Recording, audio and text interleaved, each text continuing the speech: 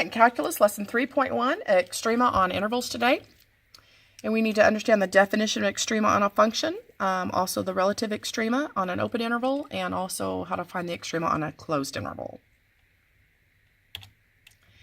So first, I want you to notice the difference between these two graphs. The first graph does not have any arrows. That means that graph ends. This graph does have arrows, so it does continue forever. We're going to talk about relative and absolute extrema on this, so we get the concept of what that means. I want you to notice right here that I had put that this was a relative maximum, this point up here at the top.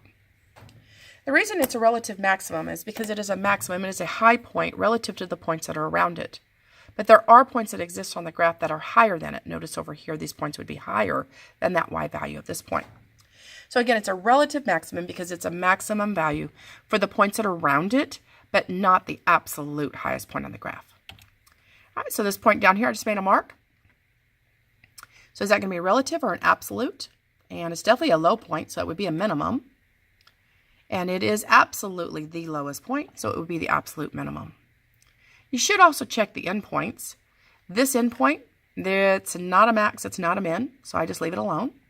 But I need to check that endpoint.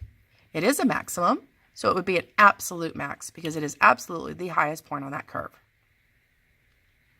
All right, if I take a look at this graph right here, am I going to have an absolute maximum? I hope you're thinking no, because the graph continues upwards forever. Do I have an absolute minimum? I hope you're saying no again, because again, this graph will continue down forever. But I do have a relative maximum right here. This is the highest point on the graph relative to the points that are around it. And if I take a look at this point down here, again, it would be a relative minimum because it is a low point relative to the points that are around it. All right, the next graph we're going to take is an x to the fourth power. The first one, again, ends. The second one has the arrows continuing forever. So will this endpoint be anything? Nope. Again, the endpoints on ones that have these closed circles like this, it's either absolute max or absolute min. They're never a relative. So that is not a max or a min. There's points higher and there's points lower. But at this endpoint, that is an absolute maximum. All right, now let's go to this point here. So it's a minimum. But is it a relative or absolute? Is it absolutely the lowest point? And if it's not, then it's a relative minimum. And that would be a relative minimum. All right, my next mark is right there. So that's a high point for that area. So that's going to be a maximum. Is it relatively maximum just relative to the points around it, or is absolutely the highest point on the curve? And again, that would be a relative maximum, only relative to the points around it. There are plenty of points over here that are higher value than this one. The next valley right there, it is a low point, so that's going to be minimum. Is it absolutely the lowest? Yes, it is, so it would be an absolute minimum. And then the last endpoint, there's nothing higher than it, so that would be an absolute max. So again, notice these are closed intervals. The closed intervals have absolute max and mins. Notice this was an open interval. It did not have a single absolute max or min. Now this graph went up and up, so it does have an absolute lowest that it ever reaches, which is going to happen to be right here, and then all the others would be relative. So again, this is a low point, so it's relatively the minimum to the points that are around it. And this is a high point relative to the points that are around it, so it would be relative maximum. And again, this is absolutely the lowest that that graph will ever go, so it is a absolute minimum there, and nothing at the endpoints. So we were talking about the open circles and the closed circles just a second ago. So this was a closed circle. It has an absolute minimum. This has an absolute maximum. But the open circles on the endpoints, notice this has an absolute minimum, but it does not have an absolute maximum because that is an open circle on the endpoint of that graph. So please understand that the graph would need to be continuous, have to have a closed interval to be guaranteed to have a maximum and minimum values. So it's got to be smooth and continuous on a closed interval. Open intervals do not have to have max or mins. And if it's not smooth and continuous, we do not have to have max or mins either. Notice this one has a hole in the graph. There is a hole right here. Okay, that's been moved up to 0, 2. So again, the extreme value theorem tells me f has to be continuous on the interval from a to b. F has to be had, then it will have both a minimum and a maximum on the interval. So again, F has to be smooth and continuous on a closed interval to be guaranteed that you have an absolute maximum and minimum on a curve.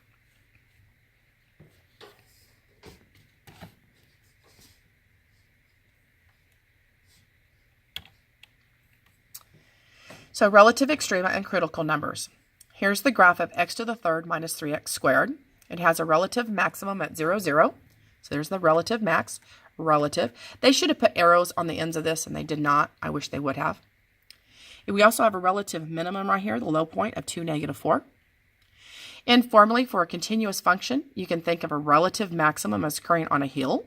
See, if it's on the hill, that's a max. In the valley, that would be a min. Example 1a, find the value of the derivative at the relative extrema. So I can see that this is a relative extrema. It's definitely a relative maximum relative to the points that are around it. But I want to know what is the value of that derivative at this point. So that means I need to find this derivative. When you need to find the derivative and you have a monomial in the numerator, in the denominator, please do a rewrite first. So that would have been 9x squared over x to the third. So that's 9x to the negative 1. And that's negative 27 over x to the third. We're going to take our derivative.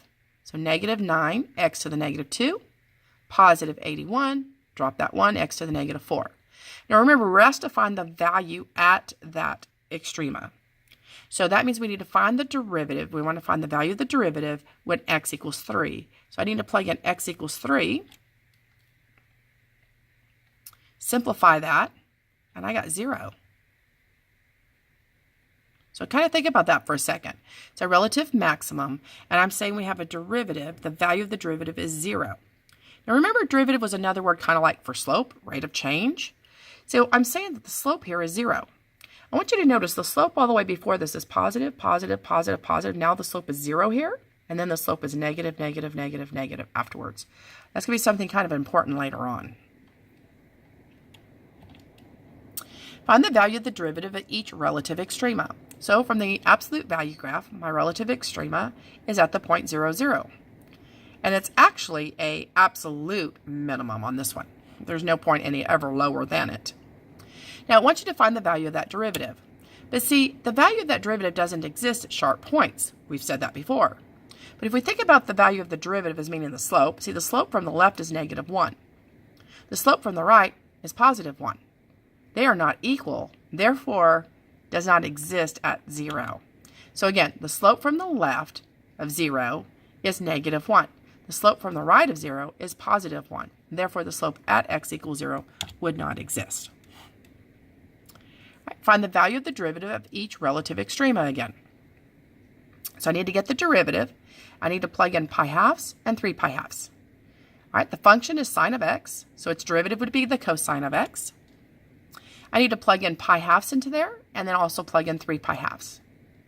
Now, if you would remember right on your unit circle, pi halves would be up at 90 degrees. Up at 90 degrees on your unit circle, you would use the point 0, 1. The cosine meaning x over r, so the cosine meaning x over r, that would be 0 over 1, which would be 0.